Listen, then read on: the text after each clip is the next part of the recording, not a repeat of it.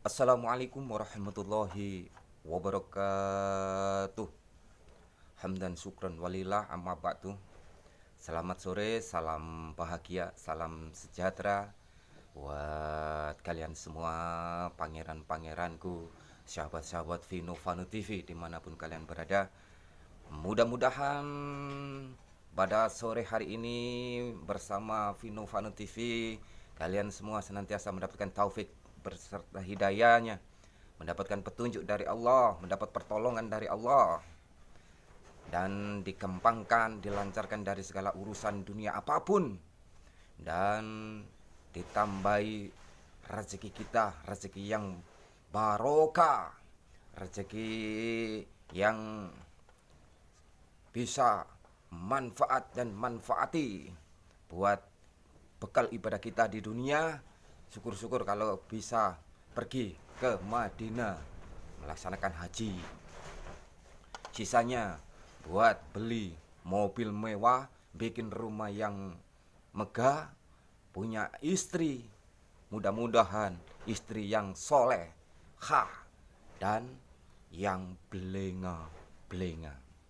Sahabat-sahabatku Vino Vano TV dimanapun kalian berada, kembali untuk kesempatan kali ini saya akan menceritakan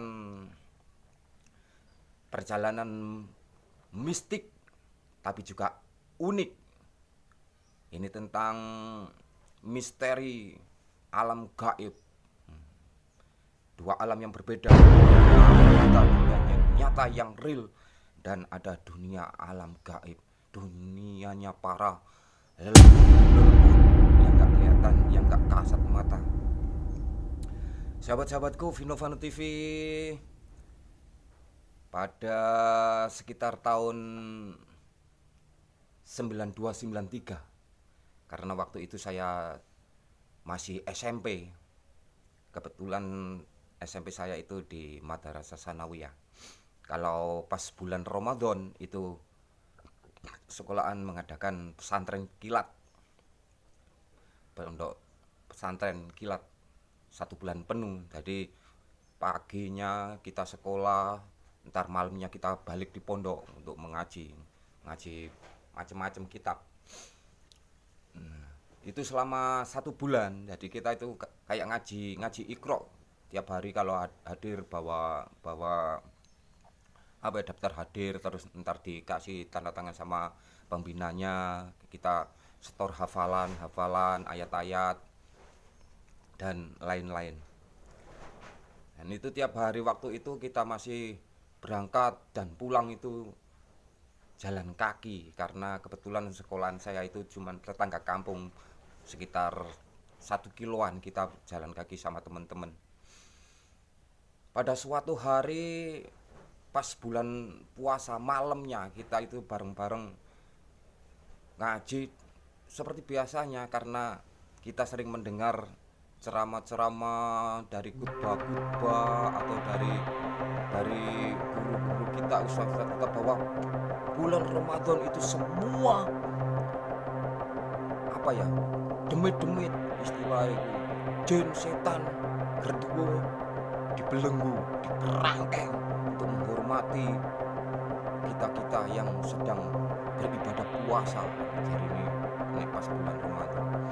Namun mungkin itu, tapi kalau diterjemahkan diartikan secara luas, menurut saya itu enggak begitu.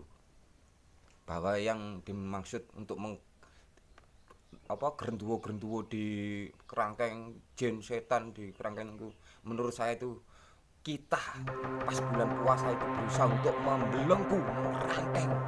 Dalam arti mengerangkeng hawa nafsu kita, karena ini bulan suci Ramadan. Kita harus meningkatkan amal ibadah kita, ketakwaan kita, keimanan kita, karena bulan suci Ramadan adalah sebaik-baiknya di antara bulan-bulan yang lainnya, bulan yang dimuliakan. Kalau pengertian seperti itu, tapi ya mungkin beda-beda. Tapi menurut saya itu begitu. Jadi gangguan-gangguan semacam itu yang berbentuk mistik atau gimana itu menurut saya masih ada. Cuman kita itu selama 1 bulan penuh dilatih, menurut saya ini kita untuk mengekang nafsu kita, perbuatan jelek-jelek kita untuk lebih baik lagi, untuk meningkatkan menghargai bulan suci Ramadan. Pada satu hari, tapi aku lupa harinya, lupa. Sepulang dari sekolahan, sepulang dari pesantren kilat ini, sekitar berapa orang? Ada 9 orang ada. Seperti biasa kita nggak punya rasa takut karena memang kita jalan sama-sama sambil membawa Quran, ada yang membawa kitab lainnya. Kita jalan menyusuri kampung.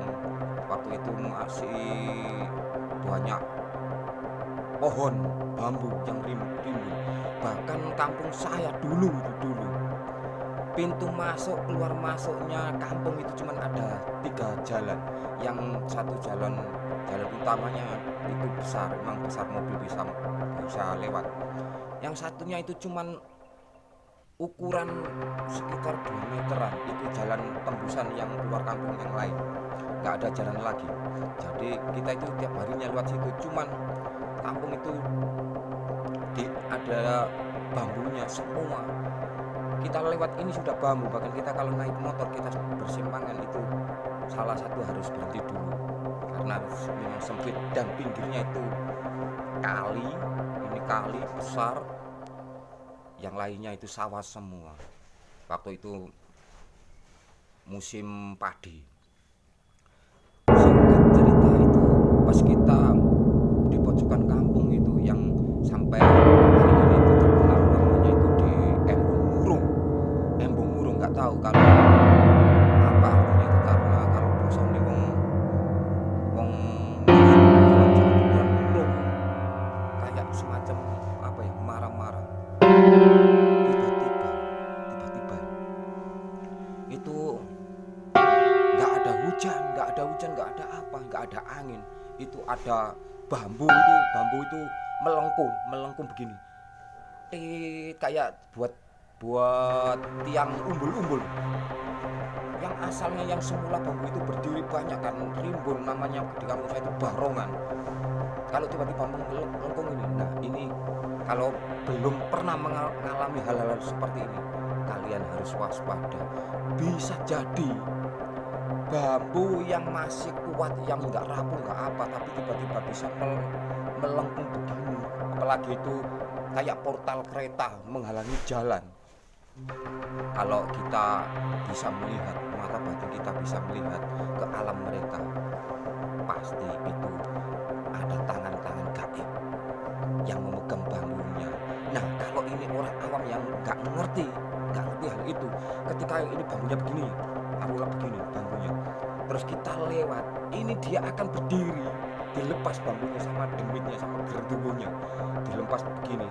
Nah, kita itu akan terbawa ke alam mereka.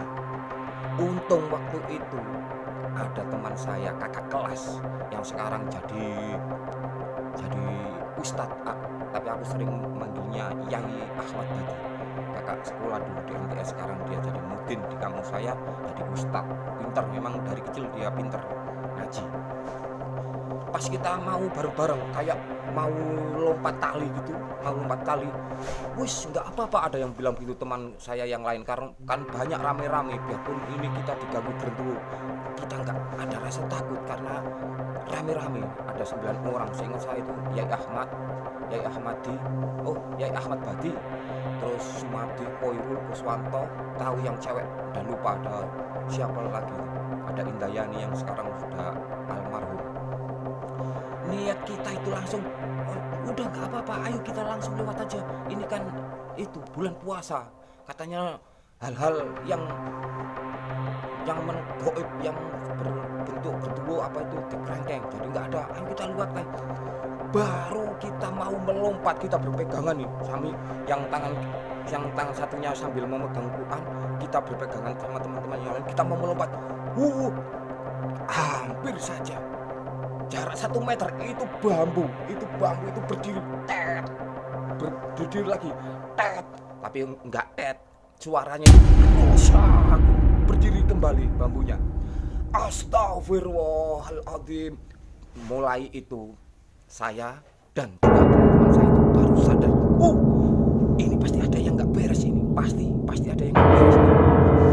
Tapi saya ini nggak bercanda. Wah, saya benar-benar melihat.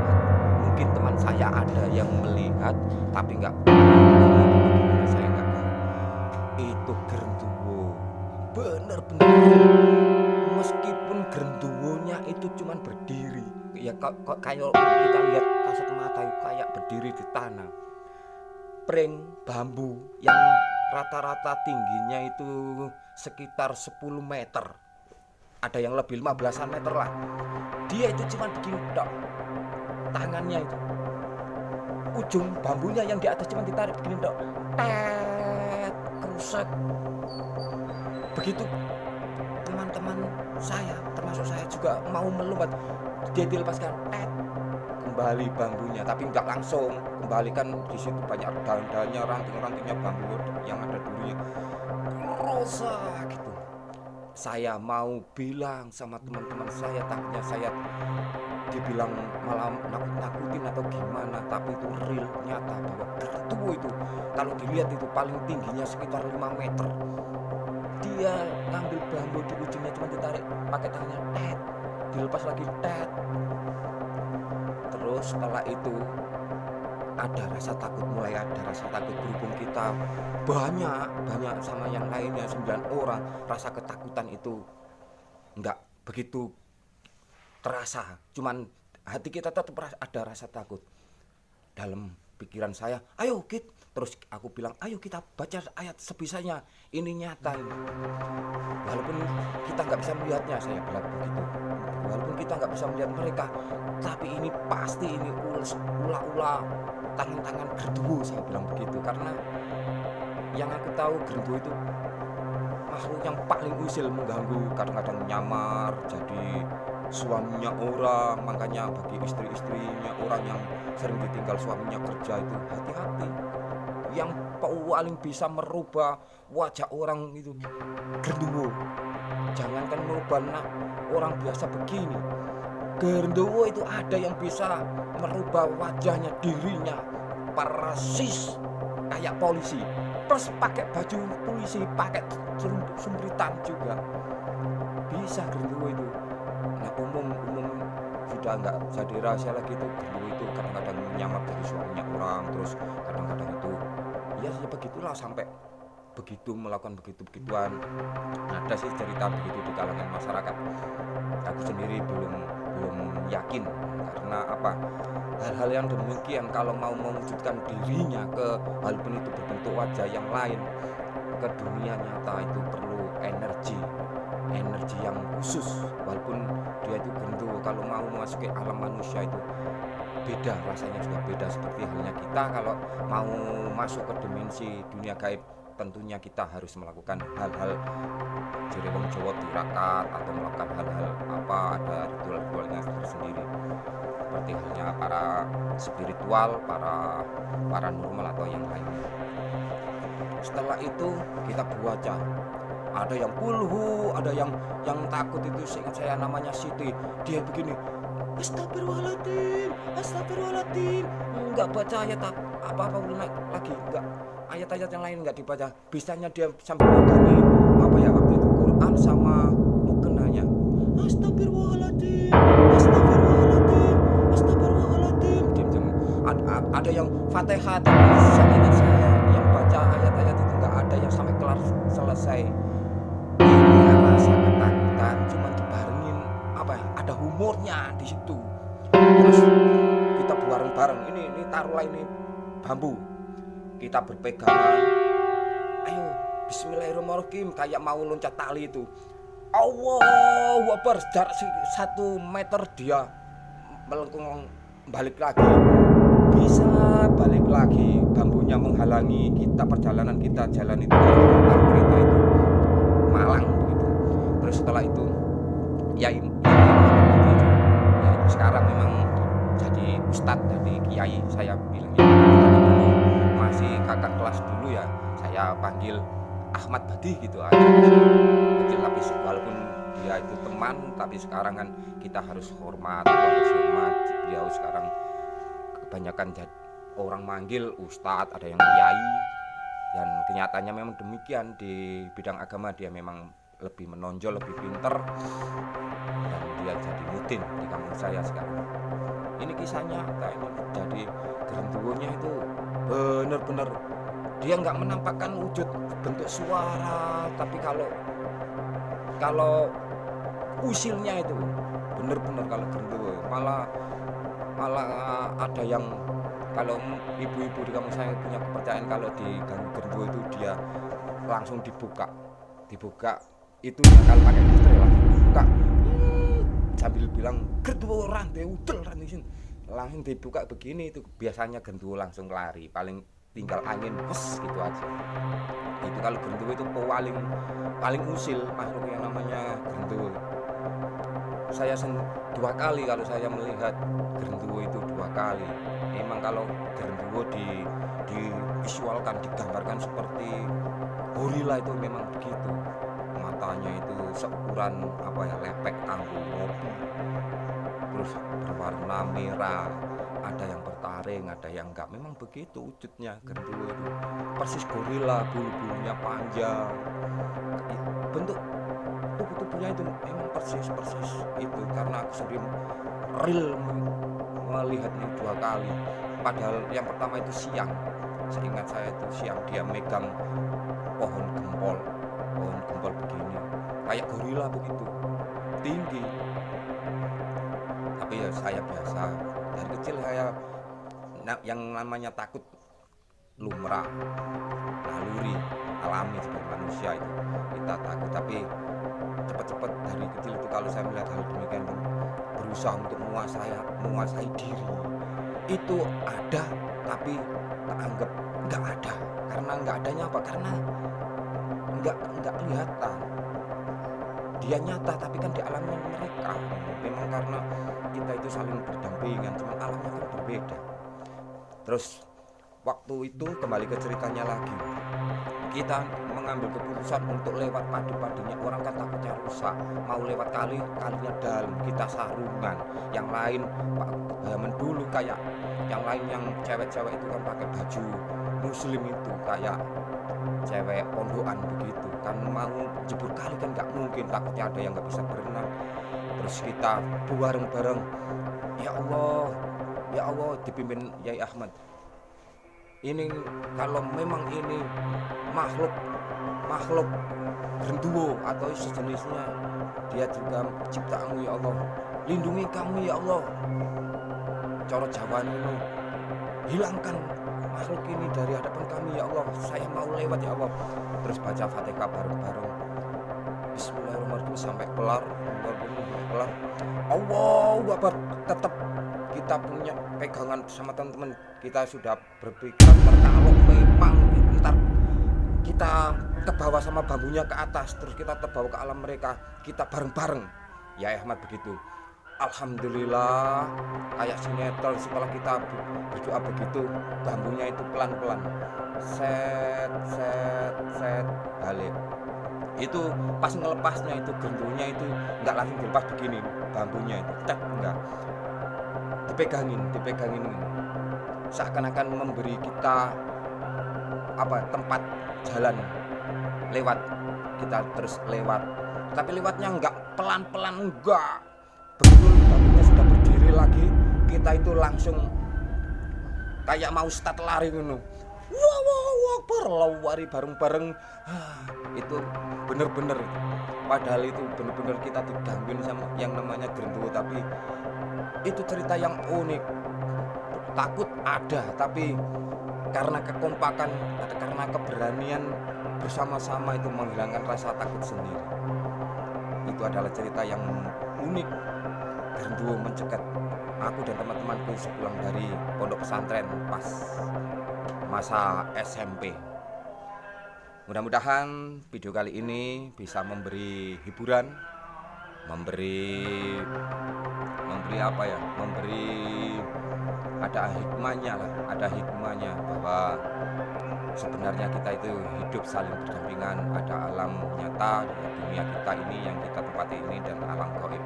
Cuman kita nggak boleh takut dengan hal-hal demikian. Takut sewajarnya, tapi kita harus lebih takut kepada yang membuat genderuwo itu sendiri. Terima kasih buat kalian semua, sahabat-sahabat Vino TV dimanapun kalian berada, sudah melihat video ini, tayangan ini adalah benar-benar kisah nyata, tapi saya kemas dengan cerita yang saya bawakan dengan humoris, biar apa, kita tidak menjadi jiwa-jiwa yang penakut, tapi mendapat hiburan. Walaupun ini nyata, tapi cara penyampaian yang saya bawakan seperti stand up komedi, mudah-mudahan bisa memberi hiburan buat kalian semua. Akhirnya saya akhiri sampai di sini dulu. Tunggu uploadan video saya yang terbaru. Mungkin kedepannya untuk beberapa video saya akan mengupload ceritaku lagi yang nyata-nyata. Saya kalau cerita pasti yang nyata. Kalau bikin narasi sendiri tanpa kejadian nyata, susah aku membuat membuat ide ceritanya. Jadi saya akan menceritakan kisah nyataku sendiri tentang hal-hal yang berbau misteri. Terima kasih sudah menonton video ini. Jangan lupa subscribe, like, komen, dan share. Hai, assalamualaikum warahmatullahi wabarakatuh.